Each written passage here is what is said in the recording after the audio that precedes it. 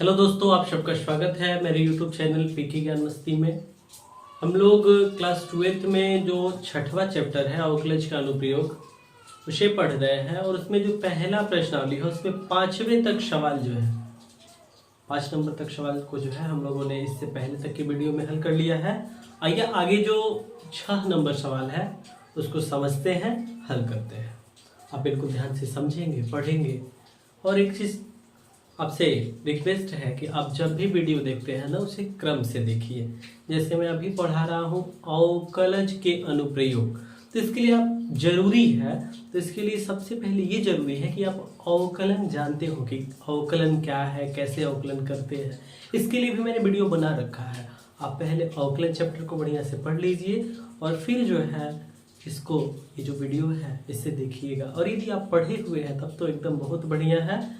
चलिए शुरू करते हैं, देखते हैं जो सवाल है।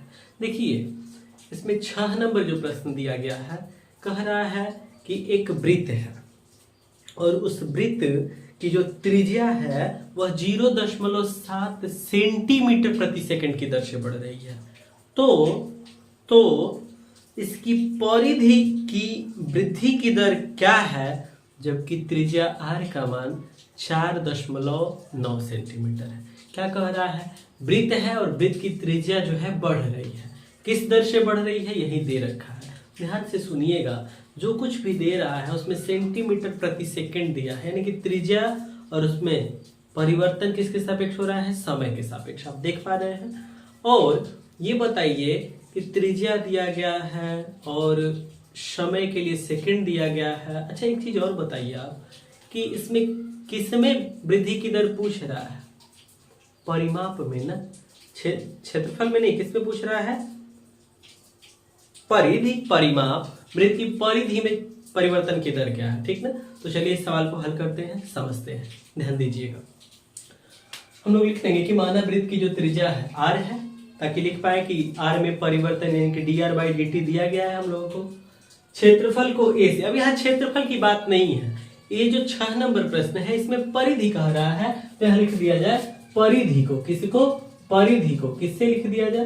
परिधि को सरकमफ्रेंस बोलते हैं ना, परिधि को c से लिख दे रहे हैं। परिधि को किससे? c से, तथा समय को t से प्रदर्शित किया गया। तब लिखते हैं जरा कि सवाल में क्या क्या मान दिया गया है। देखिए कह रहा है कि त्रिज्या परिवर्तित हो रही है। किस दर से? 0.7 सेंटीमीटर प्रति सेकेंड। 0.7 सेंटीमीटर प्रति सेकेंड। अब मात्रक के अनुसार आप समझेंगे, देखेंगे क्या है। देखिए 0.7 सेंटीमीटर प्रति सेकेंड, ये बताइए किसमें परिवर्तन है? त्रिज्या में परिवर्तन।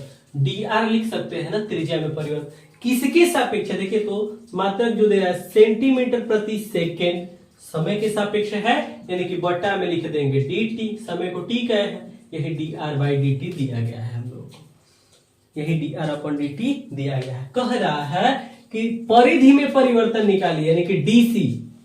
किसके सापेक्ष परिधि में परिवर्तन निकालेंगे? तो समय के सापेक्ष त्रिज्या बदल रही है वृत्त की, तो समय के सापेक्ष ही वृत्त की परिधि में भी परिवर्तन होगा। तो हम लोग dc निकालेंगे किसके सापेक्ष? dt के सापेक्ष। यहाँ लिख लेंगे बट्टा में क्या? dt। t के सापेक्ष निकालेंगे, ठीक ना, समय के सापेक्ष।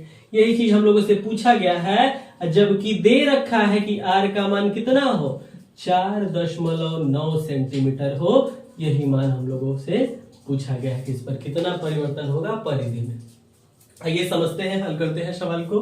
देखिएगा dr/dt दिया गया है, c में परिवर्तन पूछ रहा है, परिधि में परिवर्तन पूछ रहा है। तो सबसे पहले चूंकि परिधि c बराबर, सूत्र आप जानते हैं कि वृत्त की परिधि के लिए सूत्र होता है 2πr, पढ़े हैं हम लोग। अब अवकलन कर लेंगे t के सापेक्ष। आप लिख लेंगे यहाँ दोनों पक्षों का t के सापेक्ष अवकलन करने पर। जब अवकलन करेंगे तो dc/dt बराबर, इधर क्या बनेगा? देखिए 2π अचर है, बाहर लिख लेंगे dr/dt बनेगा। ऐसा बन जाएगा। चलिए हल किया जाए। dc/dt बराबर 2π, और ये बताइए dr/dt का ही तो मान दिया गया है 0.7, लिख दिया जाए 0.7 मान रख लिए, केवल संख्यात्मक मान रख लिए, मात्रक अंत में लिखेंगे हम लोग। चलिए बनाया जाए, हल किया जाए। dc/dt। अच्छा एक बात और है, कि हम लोगों को r की जगह क्या रखना है, 4.9 सेंटीमीटर पे निकालना। चलिए ठीक है, रखेंगे, पहले बनाया जाए, जो हल कर रहा है इसको बनाया जाए। क्या आ रहा है इसमें, देखिए तो इसमें कहीं r है ही नहीं। अगर इसमें मैं लिखूं ऐसे कि r बराबर 4.9 सेंटीमीटर, ये बताइए दाहिने पक्ष में कहीं इसमें r लिखा गया है, r है ही नहीं। r नहीं है तो जैसे है वैसे लिखा जाए। 2 इंटू पाई की जगह लिख लेंगे हम लोग 22/7 इंटू 0.7। ध्यान दीजिएगा 0.7 से ये 7 कटेगा 10 बार में, और देखिए 2 से कट जाएगा ये 5 बार में। चलिए बना लिया जाए, भाग कर दिया जाए, कितना आ रहा है, तो dc/dt किस पर निकाले हम लोग, r बराबर 4.9 सेंटीमीटर।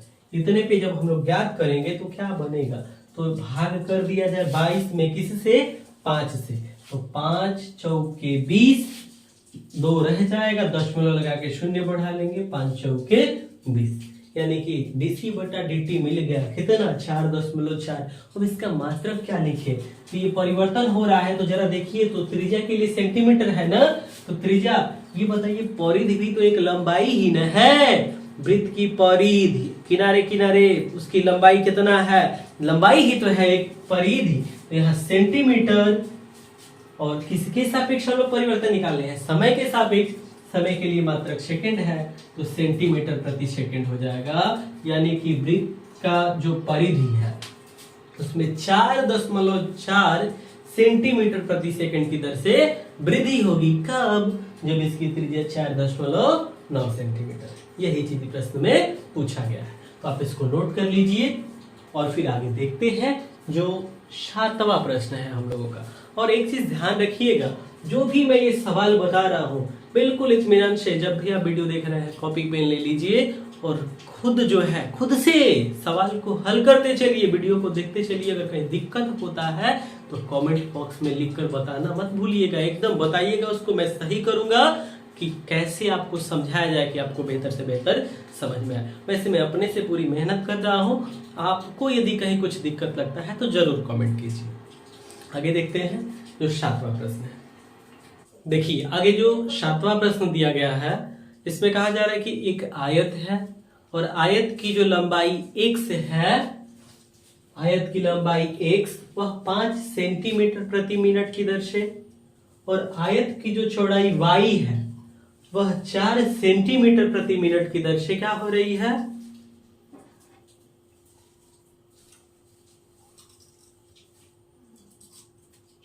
तो देखिए लंबाई वाले में कह रहा है कि लंबाई जो है, जो 7 नंबर प्रश्न है उसमें कह रहा है कि एक आयत की लंबाई x 5 सेंटीमीटर प्रति मिनट की दर से क्या हो रही है, घट रही है। आप प्रश्न देख रहे हैं 5 सेंटीमीटर प्रति मिनट की दर से घट रही है। अब ध्यान दीजिएगा 5 सेंटीमीटर प्रति मिनट की दर से जब घट रही है कह रहा है, तो देखिए अब यहाँ एक चीज मैंने ये चीज लिख रखा है, लंबाई को x लिखा गया है, आयत की चौड़ाई को y लिखा गया है। अब सवाल में देखिए यहाँ जो मात्रक दे रहा है, जो भी संख्यात्मक मान दिया गया, देखिए दिया है 5 सेंटीमीटर प्रति मिनट, तो इसमें 2 चीज आ रहा है, 1 सेंटीमीटर प्रति मिनट, देखिए मात्रक देखिए, तो सेंटीमीटर लंबाई के लिए है और मिनट जो लिख रहा है समय के लिए है। तो मैंने लिख रखा है कि माना समय को t से व्यक्त किया गया है, और इसमें 2 ठे सवाल बना रखा है, 7वें का a और b करके।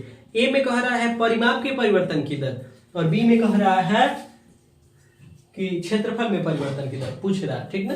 तो इसलिए मैंने परिमाप को लिख दिया कि आयत के परिमाप को p से और क्षेत्रफल को a से प्रदर्शित किया गया है। क्षेत्रफल को किससे, a से, कैपिटल A से प्रदर्शित किया गया है। चलिए बनाया जाए, हल किया जाए। देखिएगा dx/dt क्यों लिखे हम, dx यानी कि आयत की लंबाई में परिवर्तन किसके सापेक्ष, समय के सापेक्ष हो रहा है, इसलिए मैंने dt लिखा। dx/dt 5 सेंटीमीटर प्रति मिनट। अब देखिए कह रहा है कि लंबाई घट रही है, यहाँ जो लिखे हैं इसको माइनस लिख लेंगे, -5 सेंटीमीटर प्रति मिनट। अब आगे यहाँ जो चौड़ाई कह रहा है, चौड़ाई में परिवर्तन यानी कि dy/dt क्या है, 4 सेंटीमीटर प्रति मिनट की दर से बढ़ रही है। देखिए प्रश्न क्या कह रहा है, 4 सेंटीमीटर प्रति मिनट की दर से जो चौड़ाई है वो क्या हो रही है, बढ़ रही है। लंबाई घट रही है, चौड़ाई बढ़ रही है, ये बढ़ रही है तो धनात्मक ही होगा, चिन्ह पहले कुछ नहीं लिखा गया है, प्लस ही है ना। चलिए ठीक है, अब बनाया जाए। पहला सवाल कह रहा है कि यदि x का मान 8 हो y का मान 6। देखिए निर्देशांक के रूप में जब भी लिखते हैं तो पहले जो निर्देशांक लिखा जाता है वो x है, दूसरा वाला y है। तो x का मान जब 8 हो, y का मान 6 हो, तो परिमाप में परिवर्तन की दर पूछ रहा है। और इसी तरह से x का मान 8 सेंटीमीटर, y का मान 6 सेंटीमीटर हो, तो इसमें क्षेत्रफल में परिवर्तन की दर पूछ रहा है। चलिए बनाते हैं, हल करते हैं। देखिए पहला सवाल ए जो है हल करा रहे हैं, आप बिल्कुल ध्यान से समझिएगा। परिमाप में जो है परिवर्तन, तो ये बताइए परिमाप आयत के लिए, चूंकि परिमाप बराबर क्या होता है 2 कोष्ठ में l प्लस बी, यानी कि लंबाई धन चौड़ाई। 2 कोष्ठ में लंबाई धन चौड़ाई पढ़े हुए हैं आप। आयत का चित्र ऐसे ही न बनता है, आयत का चित्र ऐसे बनता है। अब परिमाप मतलब इसके चारों तरफ से कितना बनेगा। तो देखिए इसको यदि लंबाई कह रहे हैं हम लोग, तो ये भी लंबाई है, ये चौड़ाई है, तो इधर क्या कहेंगे, इसको भी चौड़ाई है। और जब निकालना होगा परिमाप तो सबको जोड़ देंगे, तो देखिए लंबाई धन लंबाई, 2 लंबाई बनेगा, और चौड़ाई धन चौड़ाई, 2 चौड़ाई बनेगा। दोनों से कॉमन हो जाएगा लंबाई धन चौड़ाई। यही सूत्र होता है परिमाप के लिए। किसका परिमाप? आयत का परिमाप। चलिए बनाया जाए, हल किया जाए। ये बताइए P बराबर 2 इंटू कोष्ठ में लंबाई क्या है, सवाल में x कह रहा है और चौड़ाई y कह रहा है, लिख लेंगे x प्लस y। अब देखिए तो परिवर्तन किसके सापेक्ष निकालना है हम लोगों को, t के सापेक्ष, समय के सापेक्ष, दोनों पक्षों का t के सापेक्ष अवकलन करने पर लिख लेंगे आप। दोनों पक्षों का t के सापेक्ष अवकलन करने पर, जब अवकलन करेंगे तो dp बटा dt बराबर क्या बनेगा, देखिए 2 अचर है, कॉमन कर लेंगे।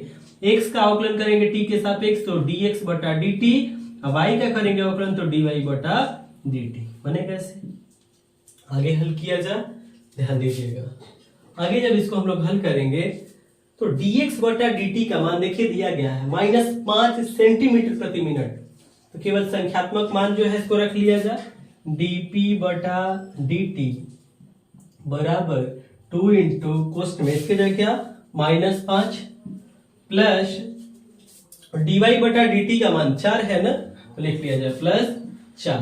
हल करेंगे जब हम लोग इसको तो dp बटा dt। अब एक चीज और ध्यान दीजिएगा, प्रश्न में कह रहा है कि x के जगह रखिए 8 और y के जगह 6। अब इधर कहीं इसमें x और y है नहीं है, अगर रहता तो इधर कहीं x रहता तो उसके जगह 8 रखते, y रहता तो 6 रखते, लेकिन नहीं है तो जैसे है वैसे लिखा जा। चलिए बनाया जाए, तो लिखेंगे जब हम लोग, देखिए -5 और +4 कितना होगा -1 न, -1 गुणे 2 करेंगे -2 बन जाएगा। तो हम लोगों ने परिमाप में परिवर्तन की दर निकाल लिया है, क्या मिला है -2। अब देखिए मात्रा की क्या लिखेंगे, परिमाप एक लंबाई ही है, लंबाई के लिए मात्रक सेंटीमीटर और समय के लिए मिनट है। यानी कि अब एक चीज और ध्यान देंगे आप, यहाँ -2 आया है, मतलब क्या है इसका, तो जैसे देखिए अगर घटता है तो ऋणात्मक लिखते हैं, बढ़ता है तो धनात्मक, तो बिल्कुल वैसे ही हल किए जब ऋणात्मक आया तो कहेंगे कि घट रहा है, और यदि धनात्मक आता है तो कहेंगे कि बढ़ रहा है। तो ये बताइए -2 आया है, ऋणात्मक आया है, यानी कि जो आयत का परिमाप है, यदि लंबाई 8 है, चौड़ाई 6 सेंटीमीटर है, तो इसका परिमाप क्या हो रहा है -2 सेंटीमीटर प्रति मिनट ऐसे आया हुआ है, यानी कि 2 सेंटीमीटर प्रति मिनट घट रहा है, -2 सेंटीमीटर प्रति मिनट ऐसा ही ना है। यानी कि यहाँ से हम लोग जो माइनस आ रहा है ना, इससे ये बोलेंगे कि घट रहा है। कितना घट रहा है, 2 सेंटीमीटर प्रति मिनट की दर से घट रहा है। यही चीज पूछा गया था। बी नंबर प्रश्न में क्षेत्रफल में परिवर्तन पूछ रहा है, किसमें, क्षेत्रफल। ए में परिवर्तन, तो सबसे पहले आप आयत का क्षेत्रफल निकालने के लिए सूत्र क्या है, इसको लिख लीजिए, लंबाई गुणे चौड़ाई, यानी कि x से इंटू वाई, क्योंकि लंबाई x है, चौड़ाई को y कहा गया है। अब t के सापेक्ष अवकलन किया जाए तो dA बटा dt, दोनों पक्षों का t के सापेक्ष अवकलन करने पर बनाया जाए अवकलन, पहला यानी कि x गुणे दूसरे का अवकलन, यानी कि dy बटा dt प्लस दूसरा फलन यानी कि y इंटू पहले का अवकलन, यानी कि dx बटा dt। आप ये फॉर्मूला पढ़े हुए हैं, दो फलनों के गुणनफल का अवकलन का सूत्र क्या होता है, पहला गुणे दूसरे का अवकलन प्लस दूसरा फलन है गुणे पहले का अवकलन। बना लिए हम लोग इस पे। चलिए हल किया जाए तो dA बटा dt, ध्यान दीजिएगा एक काम और कर दे रहे हैं साथ साथ, x की जगह 8 रख दे रहे हैं, y की जगह 6 रखा जाए 8, और dy बटा dt देखिए क्या मिला है, दिया है, मिला नहीं दिया है पहले से, 4 लिख लेंगे यहाँ 4 प्लस y की जगह y देखिए कितना दिया, y कितना दिया गया है, तो y यहाँ 6 है ना, रख लिया जाए 6, dx बटा dt देखिए कितना है, dx बटा dt -5 है, -5 हल किया जाए, जब हल करेंगे हम लोग तो dA बटा dt बराबर, कब, जबकि x का मान 8 है, y का मान 6 है, क्या बनेगा देखिए 8 चौके 32, 6 गुणे -5 -30, 32 - 30 यानी क्या 2 न, मात्रक क्या बनेगा, तो मात्रक देखिए क्षेत्रफल है, लंबाई के लिए मात्रक सेंटीमीटर है, क्षेत्रफल का मात्रक वर्ग इकाई होता है, यानी कि यहाँ सेंटीमीटर स्क्वायर बनेगा। किसके सापेक्ष निकाला गया है, समय के सापेक्ष, समय के लिए मात्रक मिनट दिया हुआ है, तो प्रति मिनट, यानी कि आयत का जो क्षेत्रफल है वह 2 वर्ग सेंटीमीटर प्रति मिनट की दर से बढ़ रहा है कि घट रहा है, इसका चिन्ह देख लीजिए, चिन्ह धनात्मक है तो बढ़ रहा है, यदि ऋणात्मक आएगा तो कहेंगे कि घट रहा है, यहाँ धनात्मक मिला हुआ है, यानी कि आयत का जो क्षेत्रफल है वह 2 वर्ग सेंटीमीटर प्रति मिनट की दर से बढ़ रहा है। तो आप इसको हल कर जाइए, फिर आगे देखते हैं जो 8वां प्रश्न है।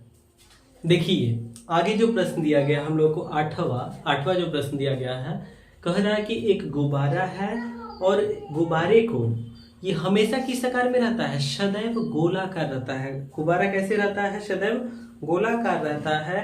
एक पंप द्वारा 900 घन सेंटीमीटर प्रति सेकेंड भरकर फुलाया जाता है, यानी कि कोई गुब्बारा है, ठीक ना, और उस गुब्बारे में हवा डाला जा रहा है और हवा से फुलाया जा रहा है गुब्बारे को, और हवा से गुब्बारे को फुलाया जा रहा है, तो गुब्बारा हमेशा किस आकार का रह रहा है, गोलाकार रह रहा है, किस आकार का, गोलाकार रह रहा है, ठीक ना। तो पूछ रहा है कि बताइए कि ये जो त्रिज्या है इसकी, गोले की जो त्रिज्या है उसमें परिवर्तन की दर क्या होगी, जबकि आर का मान दे रखा है कि आर का मान कितना है, आर का मान 15 सेंटीमीटर है, ठीक ना। त्रिज्या के परिवर्तन की दर बताइए जबकि आर का मान 15 सेंटीमीटर। देखते हैं सवाल में क्या क्या चीज है आ रहा है। देखिए तो आयतन में परिवर्तन आ रहा है, तो आयतन को कुछ कह लेंगे हम लोग। आयतन में परिवर्तन क्या कह रहा है, 900 घन सेंटीमीटर प्रति सेकेंड कह रहा है। तो ये बताइए समय भी तो आ रहा है ना, तो समय को टी से लिख लेंगे, त्रिज्या भी आ रही है तो त्रिज्या को आर से लिख देंगे। अब ये बताइए कि घन में त्रिज्या लिखेंगे हम लोग, सॉरी घन नहीं है, गोलाकार गुब्बारा है, गोलाकार क्या है, गुब्बारा है। तो ये बताइए घन में थोड़ा सा कंफ्यूज हो गया, घन तो हम लोग यहाँ आयतन निकाल रहे हैं ना, 9 जैसे मैंने बोला कि 900 घन सेंटीमीटर प्रति सेकंड, तो घन अब अलग है, मैं मात्रक की बात कर रहा हूं कि 900 घन सेंटीमीटर प्रति सेकंड कह रहा है, यानी कि आयतन की बात कर रहा है, समय की बात कर रहा है, सेंटीमीटर क्यूब प्रति सेकंड। तो घन क्यूब का मतलब वो आयतन हो गया, आयतन। और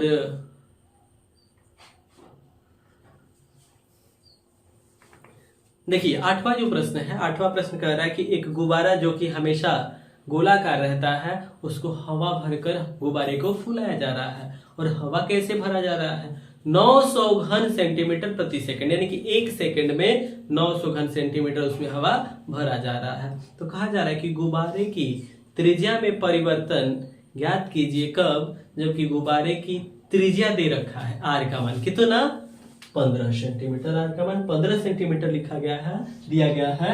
तो त्रिज्या यानी कि आर में परिवर्तन डी आर निकालिए, किसके सापेक्ष निकालिए, तो ये बताइए हवा भरकर गुब्बारे को फुलाया जा रहा है, जो गोलाकार गुब्बारा है, तो जब हवा भर के फुलाया जा रहा है तो मात्रक इसका देखिए, आयतन का मात्रक 900 घन सेंटीमीटर प्रति सेकंड, तो समय के सापेक्ष ही ना ये बढ़ रहा है आयतन इसका। अच्छा क्यों कह रहे हैं कि बढ़ रहा है, ये बताइए गुब्बारे में जब हवा भरेंगे गुब्बारे का आकार बढ़ेगा, गुब्बारे का आकार बढ़ेगा मतलब उसका आयतन बढ़ रहा है, अब बढ़ रहा है तो यहाँ धनात्मक ही लिखेंगे, ठीक है। अब त्रिज्या में परिवर्तन इधर निकालना है। अच्छा एक चीज और समझते हैं कि मैंने ऊपर हिंदी में क्यों लिख रखा है ऐसे कि त्रिज्या को आर से, आयतन को भी से, समय को टी से, और कुछ क्यों नहीं लिख रहा है, समझते हैं। जो प्रश्न में मान दिए गए हैं, जरा उनको देखिए तो 900 घन सेंटीमीटर प्रति सेकंड, 900 घन सेंटीमीटर प्रति सेकंड। समझिए सेकंड समय है, घन सेंटीमीटर मतलब आयतन है। ये बताइए आयतन को कुछ कहेंगे, यही मैंने लिखा कि माना गुब्बारे का आयतन जो है क्या है, v है। सेकंड आ रहा है समय, तो यानी कि समय को t से प्रदर्शित किया गया है। और एक चीज यहाँ त्रिज्या भी आ रही है ना, तो लिख रही है त्रिज्या को r से प्रदर्शित किया गया। मैंने लिख रखा है कि माना गोलाकार गुब्बारे की त्रिज्या जो है इसको r से, आयतन को v से और समय को t से व्यक्त किया गया है। तो अब ये जो 900 घन सेंटीमीटर प्रति सेकंड है, ये किसमें परिवर्तन है? गुब्बारे में हवा भर के उसको फुला रहे तो आयतन में ही तो परिवर्तन हो रहा है। तो dv बटा dt हो गया 900 सेंटीमीटर क्यूब प्रति सेकंड। dr बटा dt पूछा गया है कब, जब r का मान 15 सेंटीमीटर। चलिए सवाल को हल करते हैं, कैसे बनेगा देखिए। आप फॉर्मूला लिखिए आयतन का सूत्र, किसके लिए? गोले के लिए। तो गोले का आयतन का सूत्र होता है 4/3 गुणे पाई r क्यूब। ऐसे सूत्र पढ़े हैं, चलिए बनाया जाए। दोनों पक्षों का t के सापेक्ष अवकलन कर लिया जाए। तो dv बटा dt 4/3 पाई, इसको तो लिख दीजिए ऐसे ही। r क्यूब का अवकलन कीजिए किसके सापेक्ष? t के सापेक्ष। चलिए बनाया जाए, क्या बनेगा?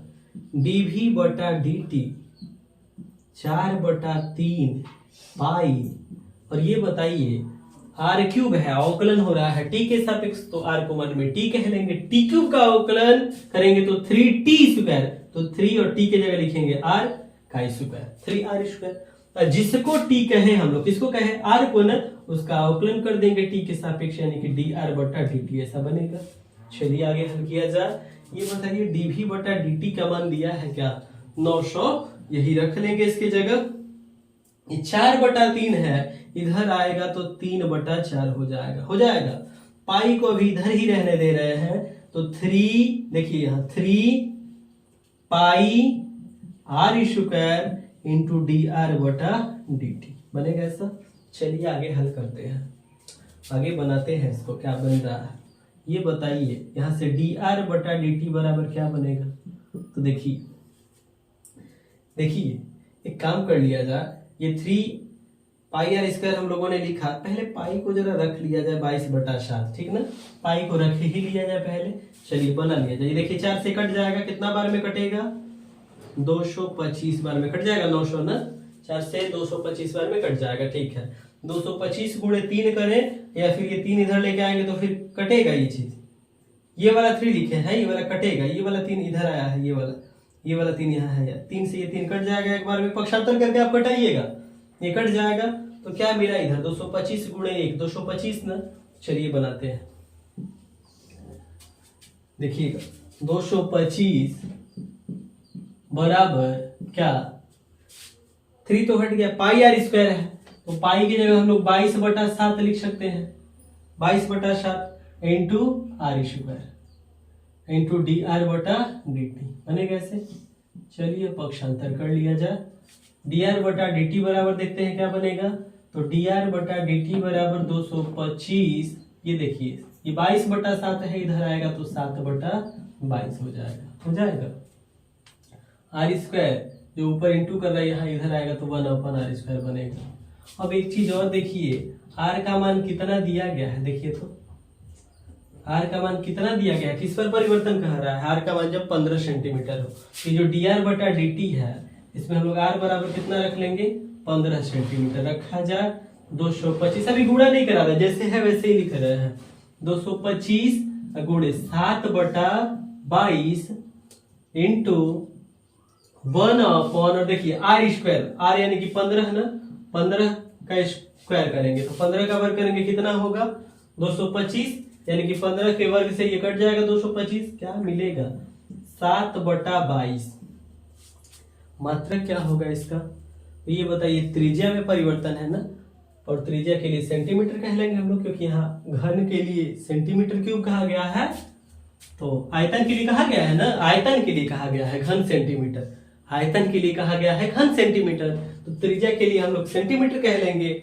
किसके सापेक्ष परिवर्तन निकाला गया है? समय के सापेक्ष।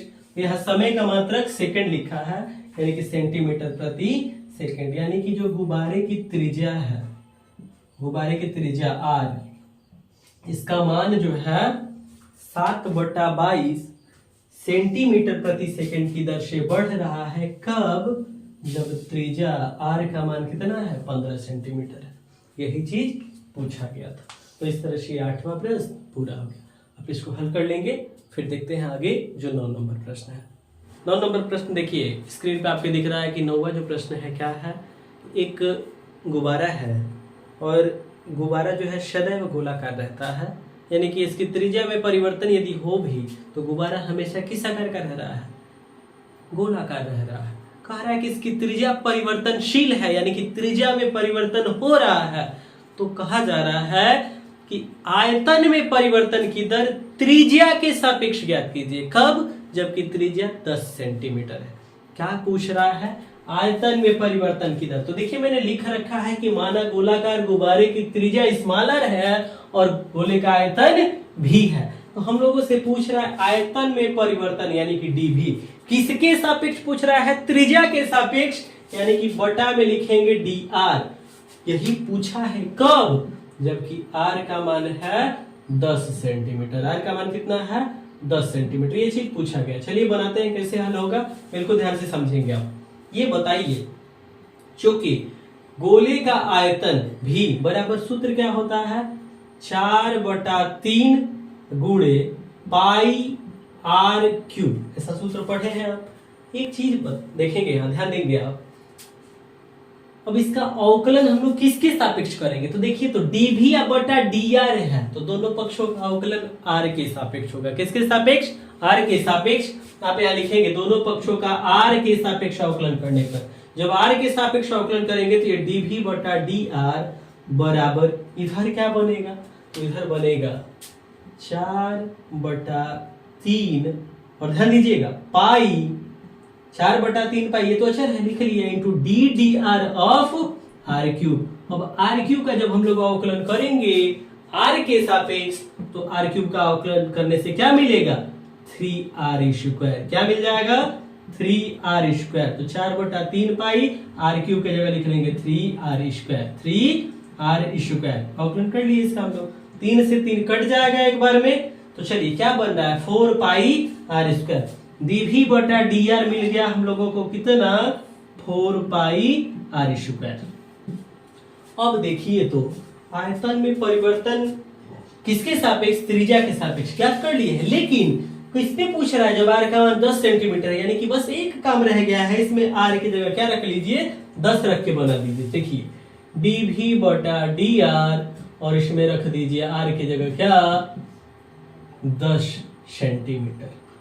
ठीक है, चलिए रख लेते हैं 4 पाई और r की जगह 10 इसका स्क्वायर। अब एक चीज, यहाँ पाई का मान 22/7 लिख लीजिए, अन्यथा वैसे ही पाई रहने दीजिए, कोई दिक्कत नहीं है। चलिए बनाते हैं। 10 का वर्ग करेंगे क्या बनेगा? 100 न, तो 100 गुणे 4 कितना बनेगा? 400 पाई। अब ये क्या निकाले हैं हम लोग? आयतन में परिवर्तन किसके सापेक्ष? त्रिज्या के सापेक्ष। कब? जबकि त्रिज्या 10 सेंटीमीटर है। अब इसका मात्रक क्या लिखे? तो आयतन है ना, तो यहाँ देखिए त्रिज्या के लिए 10 सेंटीमीटर जब कहा गया है तो आयतन का मात्रक कितना हो जाएगा? घन सेंटीमीटर, यानी सेंटीमीटर क्यूब प्रति। अब बात यह है कि यहाँ किसके सापेक्ष निकाला गया है?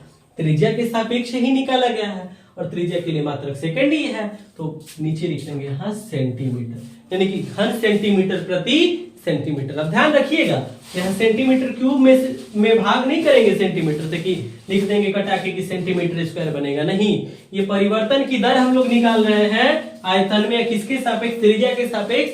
तो ये मात्रक ऐसे ही रहने देंगे, इसको आप कटाएंगे नहीं, ऐसे ही रहने देंगे, ठीक ना।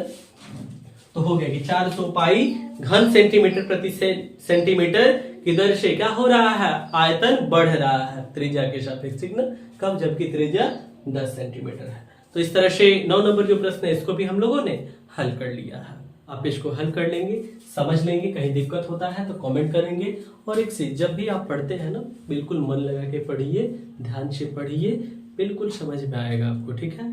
और क्रम से वीडियो देखिए। क्रम से मतलब ये कि जैसे इससे संबंधित जो पहले मैंने वीडियो बना रखा है उसको पहले देख लीजिए, क्योंकि जो 12th है या फिर 10th है, 9th है या 11th है, कोई भी क्लास है, आप जिस किसी भी क्लास में पढ़ रहे हैं उसमें जो चैप्टर है ना वो एक सीढ़ी के क्रम में है। सीढ़ी के क्रम से मतलब क्या है, आप घर में नॉर्मल किसी भी सीढ़ी पे जब चढ़ते हैं, एक एक स्टेप जब उस पे रखते हैं, आप सोचिए कि बीच में जैसे देखिए अगर खंभे वाली सीढ़ी है तो उसमें आप देखे होंगे बीच बीच में लगा रहता है डंडे से बना के, एक पे रखते हैं, फिर उसके बाद ऊपर बीच से एक वाले पायदान को हटा दिया जाए, क्या होगा, आप ऊपर छत पे चले जाएंगे, लेकिन इसके बाद से जब बीच से स्टेप हटा दिया जाएगा ना, सीढ़ी का के स्टेप हटा दिया जाएगा, तो उस पे अगले पायदान पे पैर रखने में बहुत ज़्यादा परेशानी होगी।